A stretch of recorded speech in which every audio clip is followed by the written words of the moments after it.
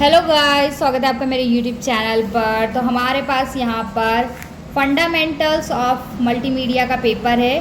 Post graduation diploma in computer application PGDCA semester 1 मई जून 2024 का ये paper है। सब्जेक्ट क्या है? Fundamentals of multimedia PGDCA semester 1। तो ये पेपर है 50 नंबर का और आपको 20 नंबर लाने हैं पास होने के लिए, और 3 घंटे का पेपर होता है। यहाँ पर पेपर के कुछ इंस्ट्रक्शंस दिए हुए हैं।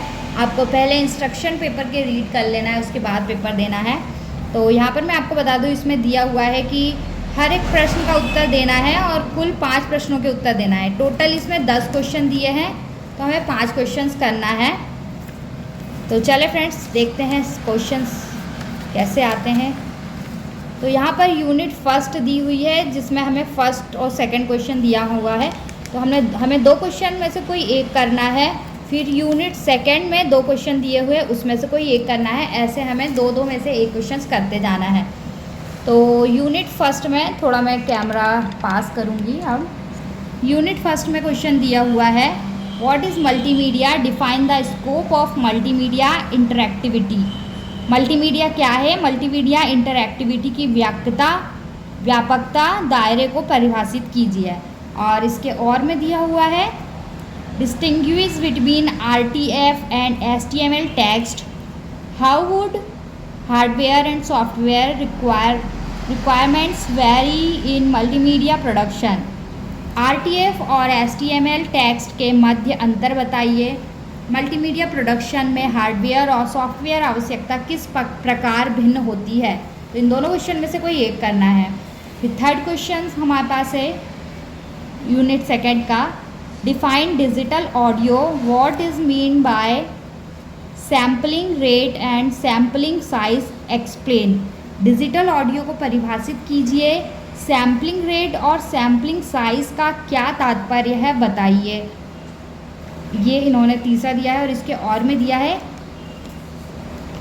Explain the following in terms of digital audio, intensity, pitch, MP3, MIDI, इन्हें एक्सप्लेन करना है। और इसी का इन्होंने हिंदी में दिया हुआ है। फिर यूनिट थर्ड में हिंदी में आप देख लो, हिंदी में दिया हुआ है ये।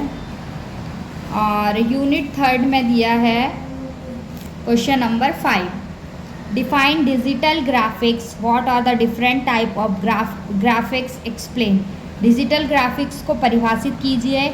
ग्राफिक्स के विभिन्न प्रकार क्या है, समझाइए। और इसके और में क्या दिया हुआ है, how does the RGB and CMYK colour model represent the colour information, why is RGB called an एडिक्टिव मॉडल। तो इसका हिंदी दिया है, RGB और CMYK कलर मॉडल कलर सूचना का प्रतिनिधित्व कैसे करते हैं। RGB को एडिक्टिव मॉडल क्यों कहा जाता है। उसके बाद यूनिट 4 दी हुई है। यूनिट 4 में question number 7, define and describe analogue and digital video, distinguish between PAL and NTSC। Analogue और डिजिटल वीडियो को परिभाषित कीजिए और विस्तृत कीजिए। PAL और NTSC के मध्य अंतर बताइए।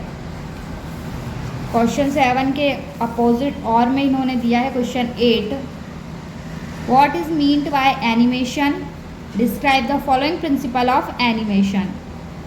एनिमेशन को इन्होंने डिस्क्राइब करने का कहा है और कुछ इन्होंने पॉइंट्स दिए हैं, squash and stress, slagging, anticipation, slow in and slow out.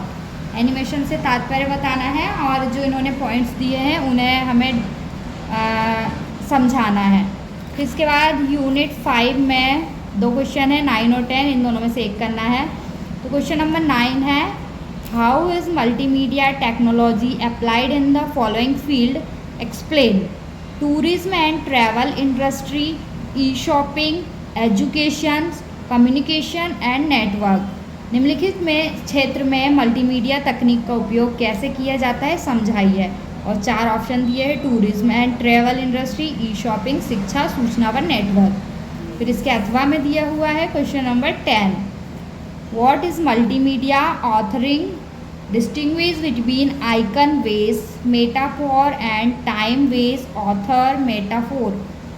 Multimedia authoring क्या है, आइकन बेस मेटाफोर और टाइम बेस मेटाफोर के बीच में क्या अंतर है बताइए। तो फ्रेंड्स हमारे यहाँ पर फंडामेंटल ऑफ मल्टीमीडिया के टोटल 10 क्वेश्चंस दिए हुए हैं। आप इन क्वेश्चंस को देखकर समझ सकते हो कि आप अब जो पेपर देने वाले हो DCA PGDCA का, तो आपका पेपर कैसा आएगा। तो चले फ्रेंड्स, मिलते हैं हमारी नेक्स्ट वीडियो में, तब तक के लिए बाय।